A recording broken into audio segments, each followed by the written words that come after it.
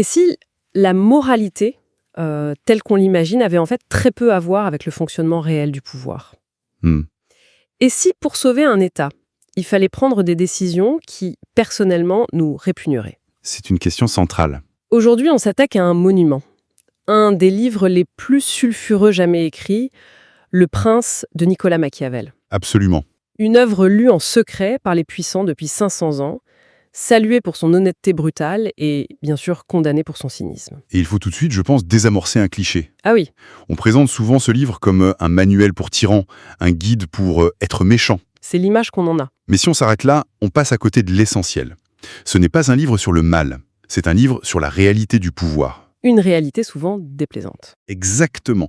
Notre but aujourd'hui, c'est de gratter un peu ce vernis pour voir ce que cette œuvre dit de si dérangeant sur la politique, la psychologie humaine et finalement sur notre monde actuel.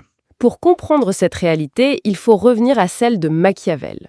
On est en 1513, en Italie. C'est ça. Et le mot d'ordre, c'est le chaos. Le chaos total. La péninsule est un champ de bataille, un puzzle d'État fragile, Qui passent leur temps à se trahir, à former des alliances. qui dure le temps d'une saison. Et au milieu de tout ça, il y a la République de Florence, pour laquelle Machiavel est un haut diplomate, qui s'effondre. Et sa vie personnelle s'effondre avec. Totalement. Ce n'est pas un philosophe qui écrit depuis sa bibliothèque, confortablement. C'est un homme d'action qui vient de tout perdre, D'un coup. du jour au lendemain. Il est viré, exilé de sa propre ville, et pire encore, il est accusé de complot, jeté en prison et torturé. C'est terrible. Et c'est là, dans sa cellule, brisé, physiquement, politiquement, qu'il commence à réfléchir à ce livre. Il a vu les rouages de la machine de l'intérieur, et il l'a vu l'écraser. Donc, ce livre n'est pas du tout un exercice académique, en fait. Pas du tout. C'est une question de survie pour lui. On dit souvent que c'était une sorte de lettre de motivation, en fait. Un CV adressé aux nouveaux maîtres de Florence, les Médicis. Oui, c'est une partie de la vérité, sans doute la plus pragmatique. Il leur dit regardez ce que je sais faire, réembauchez-moi. D'accord. Mais réduire le livre à ça, c'est passer à côté de son ambition. En le lisant attentivement, on sent aussi une sorte d'avertissement, presque désespéré. C'est-à-dire? C'est comme s'il disait vous voulez le pouvoir, très bien, mais arrêtez de rêver. Voilà comment ça marche vraiment. Voilà les règles du jeu, que ça vous plaise ou non. Exactement. C'est le fruit d'une expérience douloureuse, pas d'une spéculation de salon. Et c'est là qu'il pose une question qui va dynamiter des siècles de pensée politique. Avant lui, les philosophes, de Platon aux penseurs chrétiens, ils se demandaient Comment être un bon dirigeant? un dirigeant juste, vertueux. Il décrivait un idéal. C'est ça. Et Machiavel arrive et dit Cette question est inutile. exactement. Il la remplace par une autre, bien plus terre-à-terre, presque brutale. Que doit faire un dirigeant, non pas pour être bon, mais pour gagner, conserver le pouvoir et assurer la stabilité de son État? C'est ça la révolution. C'est ça, sa révolution, il dit en gros, oublions un instant le monde idéal des philosophes, parlons de la réalité du terrain. Il est donc le premier à dire qu'être une bonne personne, au sens moral traditionnel, pourrait faire de vous un très mauvais leader, Absolument. Et ça a dû être une bombe à l'époque. une bombe atomique. Il opère une séparation totale entre la morale personnelle, la morale privée, et ce qu'il appelle la nécessité politique. C'est une idée forte. Il suggère qu'un prince qui voudrait à tout prix rester pieux, honnête et miséricordieux mènerait son État à la ruine. Pourquoi? Parce que ses ennemis, eux, n'auront pas ces scrupules. C'est cette idée profondément dérangeante que la survie de la collectivité peut exiger que le dirigeant sacrifie sa propre pureté morale. Voilà. Et pour naviguer dans ce monde dangereux, il donne au prince deux concepts comme boussole, la vertu et la fortuna. Les deux piliers de sa pensée. Et il faut préciser tout de suite, la vertu chez Machiavel, ça n'a rien à voir avec la vertu au sens chrétien du terme. Rien du tout. Il faut l'imaginer comme une sorte de cocktail de compétences. Il y a de la force, de l'intelligence stratégique, de l'audace. De l'adaptabilité. Et surtout, une immense capacité d'adaptation. C'est la compétence active d'un leader, sa capacité à lire une situation, à prendre la bonne décision au bon moment. Et à imposer sa volonté sur les événements. C'est l'art de maîtriser le jeu. C'est ça. Et face à cette volonté, il y a la fortuna. L'autre force. La part d'imprévu, le chaos, la chance, la malchance, le hasard. Tout ce qu'on ne contrôle pas. La crise économique que personne n'a vu venir, la pandémie, un retournement d'alliance soudain. C'est ça. Et pour expliquer leur relation, il utilise une métaphore magnifique. La fortuna est une rivière déchaînée. J'adore cette image. Quand elle est en crue, elle emporte tout. Impossible de l'arrêter. Un leader imprudent se laisse noyer. Mais la vertu, C'est la capacité de construire des digues. des digues, des canaux, des remparts, mais pendant les périodes de calme. Bien sûr, avant. L'inondation viendra de toute façon, mais on peut s'y préparer. Canaliser sa force, limiter les dégâts. Mais il y a un risque, non? Si un leader est trop obsédé par sa propre vertu, par sa capacité à tout contrôler, est-ce qu'il ne devient pas aveugle? C'est tout le paradoxe. C'est une critique très fine de l'hubris, de l'excès de confiance. Pour Machiavel, les dirigeants qui durent le plus longtemps sont presque paranoïaques. Ah oui, quand même. Ils sont toujours en train de guetter les signes de la prochaine crue, même quand le ciel est bleu. Celui qui croit que sa seule vertu le sauvera est déjà en train de construire son propre échec. Cette vision très pragmatique du leadership, elle débouche sur la question que tout le monde connaît, même ceux qui n'ont jamais ouvert le livre. La fameuse question. Vaut-il mieux être craint ou être aimé? Et sa réponse est un cas d'école de réalisme politique. Il dit « L'idéal, évidemment, c'est d'être les deux. Mais Mais c'est presque impossible. Alors s'il faut choisir, il est beaucoup plus sûr d'être craint que d'être aimé. ça semble logique, mais en même temps c'est terrifiant. Quelle est la psychologie derrière ça? C'est parce qu'il a vu les hommes à l'œuvre. Pour lui, l'amour repose sur un lien de gratitude, et ce lien est incroyablement fragile. Volatile. Très. Les hommes qu'il juge ingrats, changeants, simulateurs et dissimulateurs n'hésiteront pas à trahir cet amour dès que leur intérêt personnel sera en jeu. Alors que la peur, La peur, elle, repose sur la crainte du châtiment. Et cette crainte, elle, ne disparaît jamais. C'est un levier de contrôle beaucoup plus stable, plus prévisible. l'amour est un bonus, la peur est une assurance. C'est exactement ça. D'accord, mais il ajoute une nuance capitale, qui est souvent zappée. Et c'est la nuance qui change tout. Il dit « Le prince doit être craint, oui, mais il doit à tout prix éviter d'être haï. Ah, » La haine, c'est autre chose. la haine est le moteur des conspirations et des révolutions. Elle unit le peuple contre vous. Attendez, parce que cette ligne entre la crainte et la haine, elle me semble incroyablement fine. Comment un dirigeant concrètement s'assure de rester du bon côté? C'est une question de dosage et de justification.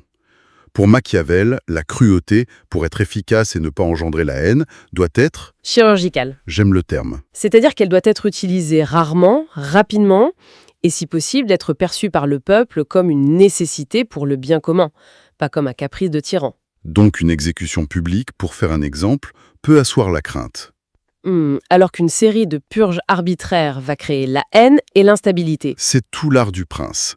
Savoir quand la peur est un outil et quand elle devient un poison. On retrouve cette idée de dualité dans une autre de ces images très fortes. Le prince doit être à la fois un lion et un renard. C'est l'idée qu'un seul profil de leader est voué à l'échec. Le lion, c'est la force brute. C'est la capacité d'effrayer les loups, de gagner les guerres, d'imposer son autorité.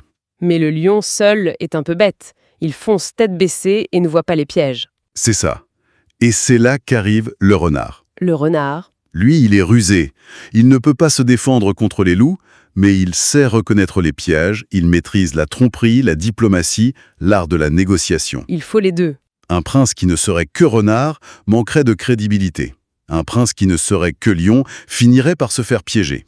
Le grand leader, c'est celui qui a ce double registre. Qui sait être un lion au conseil de guerre? Et un renard à la table des négociations. Donc le pouvoir, ce n'est plus seulement une question de lignée ou de force militaire. C'est une compétence intellectuelle C'est ça? C'est de l'analyse, de la psychologie, du timing et de la perception. et de la perception. Ce qui nous amène à son idée peut-être la plus moderne.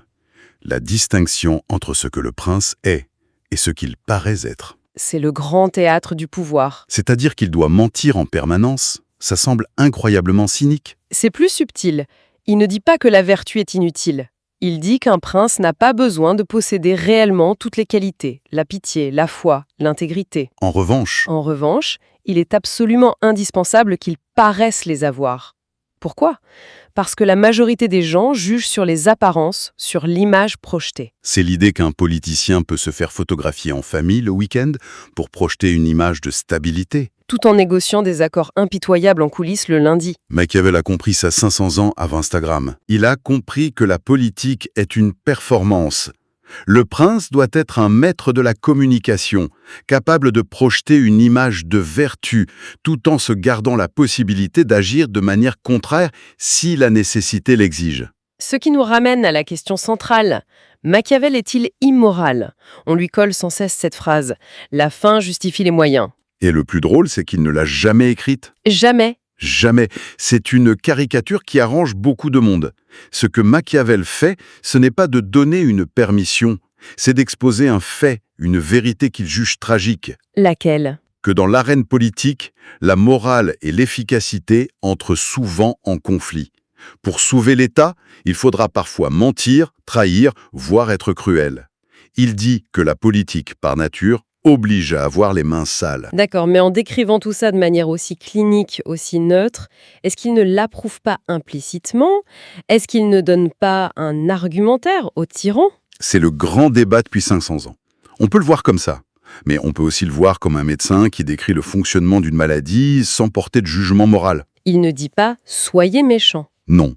Il pose une question implicite bien plus terrible. Face à un dilemme, que choisissez-vous? Est-il préférable de perdre le pouvoir et de laisser son pays sombrer dans la guerre civile en restant moralement pur? Ou vaut-il mieux assurer la paix et la stabilité en commettant des actes moralement répréhensibles? Il n'y a pas de bonne réponse. Il n'y a que des choix difficiles. Et c'est ça, le cœur de la politique pour lui. Il ne donne pas de leçons de morale, il décrit le poids des responsabilités. Et quand on regarde notre époque, c'est sidérant de voir à quel point sa pensée est encore pertinente. Psychologiquement, il a tout compris, à l'ego, à la peur, à l'ambition. Bien avant la psychologie moderne, en matière de leadership aussi, son message central, c'est que les leaders qui réussissent sont ceux qui s'adaptent à la réalité telle qu'elle est, pas à un monde idéal. C'est un hymne au pragmatisme, on le voit tous les jours dans le monde de l'entreprise. Bien sûr, un PDG qui lance une OPA hostile, c'est le lion. Le même PDG qui, le lendemain, fait un discours inspirant sur les valeurs de l'entreprise pour rassurer les marchés. C'est le renard. Exactement. Les relations publiques, la stratégie de communication, la gestion de crise, tout ça c'est du Machiavel sans le nom. Absolument. C'est une grille de lecture des dynamiques de pouvoir qui n'a pas pris une ride parce que la nature humaine, au fond, n'a pas tellement changé. Alors, si on essaie de rassembler les fils de cette discussion, ce qui émerge, c'est cette vision assez inconfortable du pouvoir. Très. Premièrement, la politique a ses propres règles, qui ne sont pas celles de la morale privée. C'est le point de départ. Deuxièmement, la compétence suprême, c'est l'adaptabilité, la virtu. Tout à fait. Troisièmement, la perception est une réalité en soi. Et enfin, la stabilité a un coût, et ce coût implique parfois des choix moralement douloureux. C'est une bonne façon de résumer, et ça met en lumière le fait que comprendre la réalité, même si elle est moche, est plus utile que de la nier. Pour finir, pourquoi ce petit livre, écrit il y a 5 siècles, continue de nous fasciner et de nous déranger à ce point? C'est la grande question. Peut-être parce que dans notre monde de spin doctor, de pouvoir des multinationales et de guerre d'influence sur les réseaux sociaux, il nous tend un miroir. C'est une bonne image? Il ne nous dit pas comment être bon, il nous force à nous demander réellement que se passe-t-il quand nos idéaux de bonté se fracassent sur la réalité du pouvoir. Je crois que la meilleure façon de voir son héritage, c'est de se dire qu'il n'a pas inventé la cruauté ou la manipulation en politique. Non, il les a observés. Il a simplement osé les décrire. Il a retiré le voile d'hypocrisie qui recouvrait la politique pour en montrer les mécanismes nus, bruts. Il n'a pas glorifié le pouvoir, il l'a expliqué. Et c'est pour ça qu'il dérange encore. Et c'est précisément pour cette raison que Le Prince est un classique. Il dérange, il provoque, et il nous oblige à penser. La vraie sagesse n'est pas toujours réconfortante. Non, elle est clarifiante.